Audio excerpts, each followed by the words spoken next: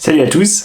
Comme vous voyez, on va parler très rapidement de la version 3.0 donc du firmware de l'A7R3. Donc c'est également le cas sur l'A7III. Tout ce que je vais dire là pour l'A7R3 sont valables pour l'A7III. Du coup, je vais vous faire juste une première vidéo là très rapide. C'est sorti aujourd'hui. Donc ça a pas mal tourné, je pense. Vous avez vu sur les groupes Facebook, sur les forums. Ça amène pas mal de trucs assez fous. Donc là, je vais juste vous montrer les fonctions que ça amène, comment on peut les programmer.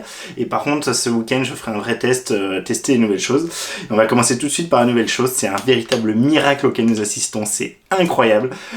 Sony a enfin implémenté l'intervallomètre dans leur boîtier. Donc c'est du firmware, donc c'est juste du logiciel. En même temps, c'est pas du tout compliqué. Donc enfin, ils ont écouté leurs clients. Alors, du coup, on va regarder tout ça on va se mettre sur la table tranquillement, mais juste pour vous dire à quel point ça c'est bien quand même. C'est vraiment une des choses que j'avais reproché énormément à l'A7III puis à l'A7R3, et juste pour vous dire pourquoi c'est pratique quand même. Alors peut-être qu'il y en a qui se servent pas qui veulent pas faire timelapse et ils s'en foutent, mais moi du coup ça va. Donc là j'ai pris dans mon sac, on va dire dans mon sac de photos de tous les jours, dans mon sac photo complet. Voilà ce que je peux retirer. Je peux retirer ma petite manette intervallomètre, d'accord.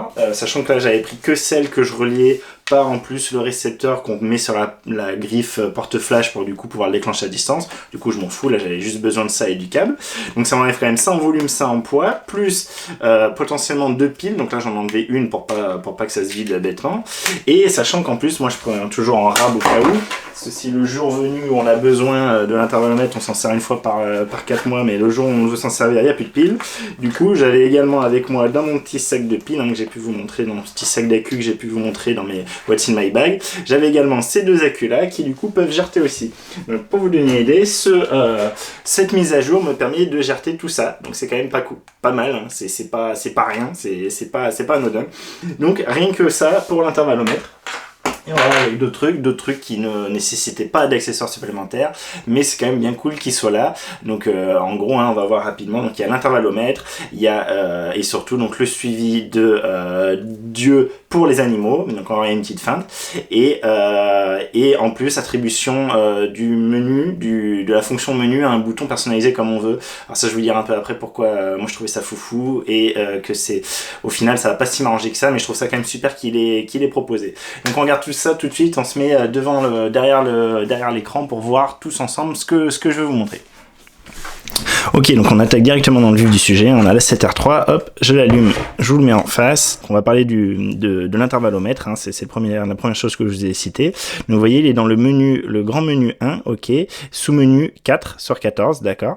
Et donc vous avez maintenant ce qui s'appelle fonction prise de vue intervallomètre. Et dedans, vous voyez, donc on peut l'activer. Donc pour l'activer, on peut pas être ici en auto, ok. Il faut être en autre chose qu'auto, d'accord. Donc là, c'est mon cas. Donc je peux du coup l'activer. Voilà.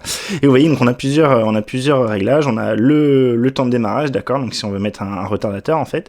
Après, on a l'intervalle de prise de vue, toutes les 3 secondes ici. Après, vous mettez ce que vous voulez. Et donc, ce qui est pas mal, c'est que, vous voyez, quand on change ça, on a ici en bas, il nous dit le nombre le temps que ça va prendre. Donc, ça va prendre, si je fais toutes les 3 secondes et que je fais 30 prises de vue, ça va prendre 3 minutes 23. Donc, faites le calcul, vous vérifiez ça, sachant qu'il y a 1 seconde de décalage. Ici, on dit le nombre de prises de vue. Donc là, vous voyez, on peut aller jusqu'à, donc, du coup, 9999. Mettons que je vais en faire plutôt, je pense, ouais, ça serait plutôt quelque chose comme ça. Pour par exemple un beau coucher de soleil, hein, pour avoir une séquence complète, après à détailler, hein, mais voilà, grosso modo. Donc moi avant j'avais sur l'A7R2 les applications Sony, il n'y avait pas ça, il n'y avait pas cette possibilité de choisir la sensibilité, donc ça je trouve c'est pas mal, c'est la sensibilité, vous savez, comment il va gérer la luminosité, et donc ça je trouve c'est pas mal, parce qu'on peut lui dire si on veut que ce soit plutôt une sensibilité rapide, c'est-à-dire que ça va vite changer en fonction, si par exemple on a un nuage qui passe vite, il va s'adapter, donc s'il fait plus sombre, il va vite compenser en mettant plus de V, si c'est moyen, si c'est faible, donc ça je trouve que c'est très intéressant parce que souvent le problème c'est justement quand on est sur moi, mon problème que j'avais avec la 7R2, c'était que quand je faisais un timelapse de coucher de soleil, des fois, d'une photo à l'autre, en fonction de ce qui passait, si pile à ce moment-là, il passait, je sais pas, par exemple, une voiture qui, du coup, éclairait avec les phares, du coup, lui, il changeait tout son réglage automatique de luminosité, et boum, c'était la merde. Du coup, ça, c'est pas mal, ça permet, du coup, de faire quelque chose de plus lent. On a également, donc, on a la possibilité de le mettre en silencieux. Bon, moi, je vais pas le mettre en silencieux, ça, je pense, si, je sais pas, on est de nuit, qu'on veut pas déranger. Et priorité intervalle, ça je sais pas trop ce que c'est, faut que je regarde un peu plus en détail, je sais pas si... je sais pas exactement ce que c'est. Je sais pas si ça veut dire que il est prioritaire par rapport à la prise de vue normale, mais de toute façon, à partir du moment où on a activé ce mode, en fait, on est obligé d'utiliser ce mode, donc je comprends pas trop. On va tester ensemble, mais vous voyez là, ici. Donc là, je suis en prise de vue intervalle, on. Donc ici, en fait, vous allez voir, ici en bas à gauche, vous voyez, il y a le petit signe, donc avec 7 secondes, donc c'est pour dire c'est une prise de vue toutes les 7 secondes. Hop, voilà. Donc il dit 7, 6, il dit pas après, et il continue donc à faire ses photos. Voilà, etc., etc. Et donc pour l'arrêter, donc là par exemple, donc j'avais pas validé le réglage, donc il me dit que j'ai 3. Attendez, je vais vous le mettre comme ça, vous verrez mieux. Donc là, directement sur l'écran, on voit qu'on a une photo toutes les 7 secondes, et en dessous, vous voyez qu'on a fait 4 photos sur 30, 5 photos sur 30, etc. Parce que j'ai pas validé mes réglages juste avant. Et donc voilà, mais donc une fois qu'on est là-dedans, on peut pas faire autre chose, hein, on est dans ce mode-là. Donc du coup, je vais l'arrêter en appuyant sur le déclencheur. Voilà, j'ai arrêté la prise de vue, et donc j'ai bien mes photos, hein, mes superbes photos, donc écran noir, voilà. Donc ça marche bien. Après, par contre, contrairement à l'application Play Memories Timelapse, quoi, lui ne crée pas directement la vidéo avec son petit processeur, d'accord. C'est des photos que vous allez devoir sortir sur l'ordinateur et du coup utiliser un logiciel pour faire votre propre timelapse en vidéo, d'accord. Donc ça, il ne le fait pas, c'est vraiment juste des photos. Mais déjà, bon, c'est hallucinant. Waouh, 21e siècle, Sony a réussi à nous pondre un intervallomètre à intégrer. Et donc du coup, ce qu'on va faire, c'est qu'on va juste aller voir cette petite fonction ensemble, voir si ça change quoi que ce soit. À mon avis, pas grand chose. Qu'est-ce qu'ici, hop, ça me change dans... Ça me change rien du tout, d'accord. Donc c'est pignolette, je sais pas. Si vous savez déjà dans les commentaires, dites-moi. Moi là actuellement, je sais pas encore à quoi ça sert. Je vais essayer de voir ça plus en détail après. Voilà, je voulais vraiment faire une vidéo rapide pour ceux qui se demandent wow, est-ce que ça vaut le coup de faire la mise à jour, qu'est-ce qu'il y a concrètement, comment on paramètre tout ça. Voilà, là vous le voyez. Donc du coup, on a la prise de vue intervalle, donc c'est vraiment cool. Et l'autre gros truc au niveau photo, donc c'est dans le menu cette fois grand 1 petit 6 de mémoire. Voilà, c'est ça. C'est ici dans réglage AF yeux, d'accord. Donc je rentre dedans. Priorité visage, ça je sais plus si on l'avait avant, je crois qu'on l'avait, mais je sais plus si on avait yeux AF. Détection du sujet, c'est là où ça va être intéressant. Afficher 4 détection visage, je pense qu'on l'avait avant. Et le nouveau truc, afficher yeux animal, du coup ça c'est nouveau. Et donc ici vous voyez que dans détection de sujet, on a le choix entre humain ou animal. Bon, ils ont mis un chat, j'aime pas les chats, c'est pas grave. Donc ça, ce qui est dit, donc c'est bien dit dans la notice, hein, dans les infos de mise à jour, et ça a bien été dit sur les groupes.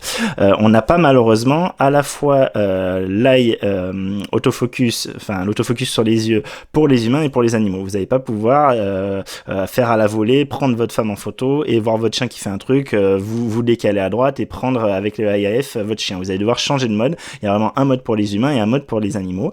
Donc je l'ai testé avec mon chien, donc mon chien est noir, hein, pour ceux qui ont déjà vu mes photos, c'est un border collie, mais du coup il a la tête noire, du coup j'ai réussi à le faire marcher quelques fois, mais il faut dire qu'il a les yeux complètement noirs, il y a que quand vraiment il tourne les yeux sur le côté où du coup on voit un peu le blanc de l'œil, donc noir sur noir évidemment ça marche pas des masses, mais je vais tester ça sur des animaux, hein, en extérieur, on va voir sur les oiseaux ce que ça donne, des choses comme ça, je vais essayer de faire ça ce week-end, donc je vous dirai ce qu'il en est, mais en tout cas ça a déjà quand même un peu marché avec mon chien qui pourtant est vraiment le pire cas possible, donc j'ai plutôt très bon espoir, sachant que des retours que j'ai vus sur internet, apparemment ça a l'air très bon. Par contre voilà, on a cette petite limitation on va dire du choix de l'un ou l'autre. Heureusement il y a Fanus. Heureusement, ce qu'on peut faire, donc moi j'allais dans mon menu rapide, hein, ça je vous l'avais montré que j'avais mis mon menu personnalisé, j'avais mis mon gestionnaire de touches perso directement là-dedans. Touche perso 1 pour faire les exemples, on va revenir au menu 1, voilà. Et donc pour cette IAF, l'avantage c'est qu'on n'est pas obligé de repasser à chaque fois par le menu. Heureusement, ils ont pensé à l'implémenter dans les raccourcis. Donc dans les raccourcis, si on va, alors faut que je retrouve, hein, si on va dans... Je crois que c'est juste après, donc ça va être le 6, voilà. Si on va ici, donc dans le menu 6 sur 23, alors là, je parle de la 7R3, mais ça va être à peu près les mêmes chiffres sur la 7.3, hein. Vous voyez qu'on a détection de sujet, donc je le valide, d'accord, je me barre du menu. Donc si j'appuie sur la touche 1, hein, d'accord, ici, hop, j'appuie dessus. Hop. Vous voyez qu'ici apparaît ce qu'on avait vu tout à l'heure, le choix entre l'animal et l'homme. On peut bien mettre le choix du sujet, donc humain ou animal, sur une touche de raccourci. Donc la touche de raccourci que vous voulez, il n'y a aucun souci. Donc ça fait que ça permet à la volée de changer rapidement si on est, je sais pas, en famille et qu'on veut prendre le chien et d'un coup on veut prendre Tata Germaine. Donc ça, c'est possible. Donc on peut très rapidement, avec la touche personnalisée, venir prendre une photo en AF sur... Pourquoi c'est désactivé actuellement ? Ah, parce que je suis en intervallomètre. Ouais, alors ça c'est un peu pénible. Du coup, vous voyez, donc là je voulais du coup faire, moi j'ai attribué ça comme raccourci pour l'IAF. Du coup, il me disait que c'était pas possible parce que tout simplement, bah, justement, on a l'intervallomètre, mais c'est pas grave. Ce qu'on va faire, c'est qu'on va justement virer l'intervallomètre et ça on va le faire en passant via les raccourcis parce que de la même façon qu'on peut attribuer le sujet, la détection sujet, on peut mettre l'intervallomètre sur un raccourci. Alors je sais plus où c'est. Je me demande si j'ai pas déjà passé. C'est là, c'est le menu 3 sur 23. Vous voyez ici, vous avez prise de vue à intervalle. Quand on clique dessus, paf, je le mets. Du coup, je reviens sur mon appareil photo. Et vous voyez qu'ici, si j'appuie sur ma touche 1, cette fois, j'ai le choix entre choisir si l'intervallomètre est on ou off. D'accord ? Donc du coup, je vais le remettre off. Et du coup, ce qui va me permettre de vous montrer que ici, dans le mode d'entraînement, malheureusement, ils n'ont pas pensé à le mettre là. Alors ça, c'est vraiment con. J'espère qu'ils vont le faire dans une prochaine mise à jour. Et ici, dans tous nos modes d'entraînement, normalement, c'est là que c'est C. C'est par exemple quand on a la molette sur Panasonic ou quoi, ben on a un d'écran la molette qui est prévu pour l'intervallomètre. Et là, ils l'ont pas fait. Hein. Donc, je vous montre, hein, on a toujours les rapides, lents, etc. On a toujours les retardateurs, mais on n'a absolument pas ici l'intervallomètre. On a le bracketing, mais voilà, on n'a pas l'intervallomètre ici, ce que je trouve bien dommage. Du coup, ça fait utiliser un raccourci, donc soit un bouton de raccourci, comme ici, soit évidemment, on peut aussi le paramétrer dans le menu fonction. Donc, on va voir ça tout de suite, tant que j'y suis. En fait, évidemment, hein, tout ce qui est dans les menus raccourcis sont également dans les menus fonction. Ça n'a pas changé. Donc, si par exemple, je veux, je sais pas, virer on va faire quoi, je m'en fous un peu moi, sensibilité suivie à F, on va aller voir où c'est du coup. Ah, c'est toujours la pléthore de trucs, hein. Je pense que je l'ai vu déjà. Prise de vue intervalle, vous voyez, donc là je peux le mettre là, je fais menu. Si je vais dans mon petit menu fonction, vous voyez qu'ici j'ai bien mon intervallomètre que je peux venir choisir de mettre en on ou en off, d'accord? Donc ça se fait bien, mais je trouve ça dommage qu'il n'ait pas mis ici directement sur l'entraînement, le mode d'entraînement. Donc du coup, évidemment aussi, le choix du sujet IAF peut se faire également sur le menu fonction de la même façon, ok? Je vous le fais pas. Et le dernier truc que je voulais vous dire, c'est que en plus, donc dans les touches perso, on peut attribuer n'importe quelle touche perso au menu. Alors, il faut aller tout au fond, je pense que c'est au 23, pardon. C'est pas le 23, c'est le 22. Avec le 22 sur 23, ici, on a le menu qui peut être attribué. Donc là, j'ai attribué la touche 1, donc je vais vous montrer que c'est pas du fake. Hop, je reviens sur mon écran de photo, ok. Donc j'appuie sur mon bouton 1, et vous voyez que je rentre bien dans les menus. Et donc si je rappuie, je reviens bien. Et donc c'est bien la touche menu et les fonctions attribuées à la touche menu. C'est-à-dire que quand je suis dans le menu, par exemple, j'ai dans un truc et que je dois faire menu pour revenir en arrière, j'appuie sur ma touche 1, je reviens, j'appuie sur ma touche 1 pour revenir, et voilà. Donc ça, c'est vraiment cool. Enfin, c'est vraiment cool. Moi, j'étais super content parce que du coup, je me suis dit, ah ben voilà, moi, mon A7 III qui est en train de filmer et qui a tous ces boutons arrière qui sont morts, j'aurais qu'à attribuer mon bouton menu à un ancien en mon C2 qui fonctionne encore, et du coup, c'est cool. Sachant que de temps en temps, donc pour ça, évidemment, il faut que je puisse aller dans le menu, et de temps en temps, j'arrive à aller dans le menu. C'est très rare, mais j'arrive par miracle, des fois, il veut bien. Le problème, c'est que par contre, même une fois que je suis dans le menu, il faut quand même que je puisse me déplacer dans le menu, donc soit avec le joystick, soit avec la touche directionnelle, et les deux ne fonctionnent pas, ou c'est pareil, elles fonctionnent une fois sur 5000 ans, et du coup, j'arriverai jamais à avoir le combo, la touche menu qui fonctionne une fois, et les touches qui fonctionnent pour me balader dans les menus, et pour attribuer le mode menu, le menu à C1 ou C2.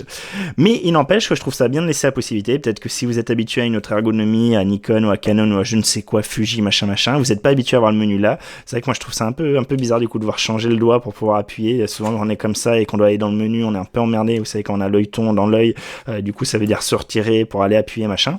Donc là, ceux qui veulent avoir accès rapidement au menu en ayant par exemple encore l'œil dans le viseur sans avoir décollé le visage, ben, vous pouvez l'attribuer à C1, C2, enfin ce que vous voulez, C4, peu importe, n'importe quelle touche. C'est vraiment une touche de raccourci que vous mettez, c'est une fonction de raccourci que vous mettez sur la touche de raccourci que vous voulez. Par contre, on n'a pas la possibilité, je croyais l'avoir lu, mais apparemment c'est pas le cas. Vous voyez ici dans les touches attribuables, on peut pas personnaliser. Donc je vous rappelle, on a la molette de commande, bouton personnalisé 1, 2, 3, 4. Sélection multiple, touche centrale, donc centrale c'est ça, multiple c'est ça, gauche, droite, haut, bas, du coup selon on fait. AEL, AF on et verrouillage AF qui est du coup le truc là sur le côté.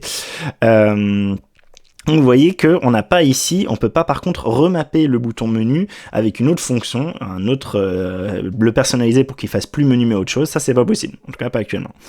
Voilà, donc c'était juste un petit tour assez rapide pour vous montrer ce dont il était question, vous montrer que la personnalisation est quand même toujours au rendez-vous et ça c'est vraiment le gros point fort chez Sony et là il le pousse de plus en plus. On a enfin, alléluia, un intervallomètre.